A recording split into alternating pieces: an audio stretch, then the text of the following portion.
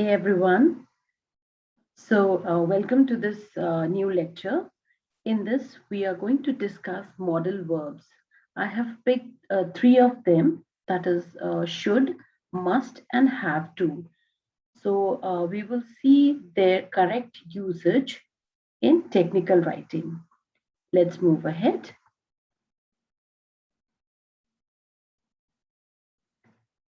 Okay, so modal verbs.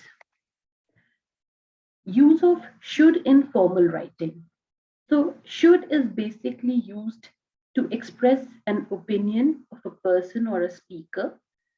Advice, it could be giving an advice or taking an advice, general expectations of people, and maybe some past regrets, etc. We can see this by some examples. So the first one is, I believe teachers should have higher salaries in private schools. Here, the speaker is having his opinion. Second is, you look tired. I think you should have some rest. Here, the speaker is giving an advice to the other person of taking some rest. Third one is, he should have arrived by now. So here, the speaker is having an expectation for someone. So we use should. And next one is, I should not have said that. So we have a regret of any past action or anything which we have said in the past. So we use should again in this sentence. Next is use of must in formal writing. So must is much more stronger than should. It shows a much more compulsion in the sentence. It expresses basically a necessity which is felt by the speaker, any prohibition or an obligation. We can see the example. When you drive, you must wear a seatbelt. So there is a necessity that a person has to wear the seatbelt while driving. So we use must. Next is, we must not stand up while the plane is taking off. So again, there is a compulsion, there is a prohibition that we should not stand up. So we use must. Next, you must clean the house as your mom is not well. So here there is an obligation because your mom is not well. You have to do it. So you must do it. We use must.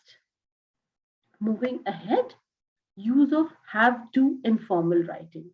So have to also shows a compulsion or an external obligation. Okay, we can see the example. You have to make an appointment to see the director.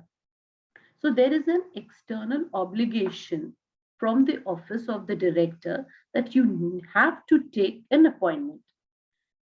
Second is, do I have to bring my ID for the examination? Again, the speaker is asking about the obligation or the external obligation by the examination authority that they have to bring the ID card or not. So we use have to. Okay, so you might have seen that at many places we get confused whether to use must or have to. So we'll see the difference. Must is basically a necessity or obligation felt by the speaker, whereas have to is an external obligation or rule. But many a times we are not able to differentiate the necessity or obligation, whether it is by the speaker or it is external. If such a case arises, so we can use must and have to interchangeably. Again, there is no past tense for must, whereas for have to, we use had to for necessity and obligation in the past. As an example, we can see we had to call the doctor immediately. So there was a necessity to call the doctor in the past. So we had to. Okay. Okay. So let's practice some examples here. The first one is, he dash not make a rushed decision. He should not make a rushed decision. Why? Because there is an advice. Okay. Next is the driver dash not have taken an unknown route at night. Here we are talking about some past regret. So again, what we should use? The driver should not have taken an unknown route at night. Next, we dash obey the law, right? So here there is an obligation. So we should use we must obey the law. Next, she is very ill. You dash call a doctor now. So you can see there is a necessity, right? That is felt by the speaker. So we have to use she is very ill. You must call a doctor. Okay.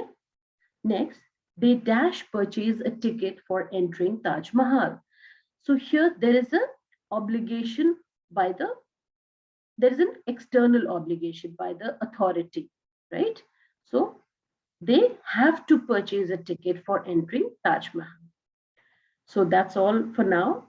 I hope it's clear, and I'm open for any queries or suggestions. Thank you for watching. Bye-bye.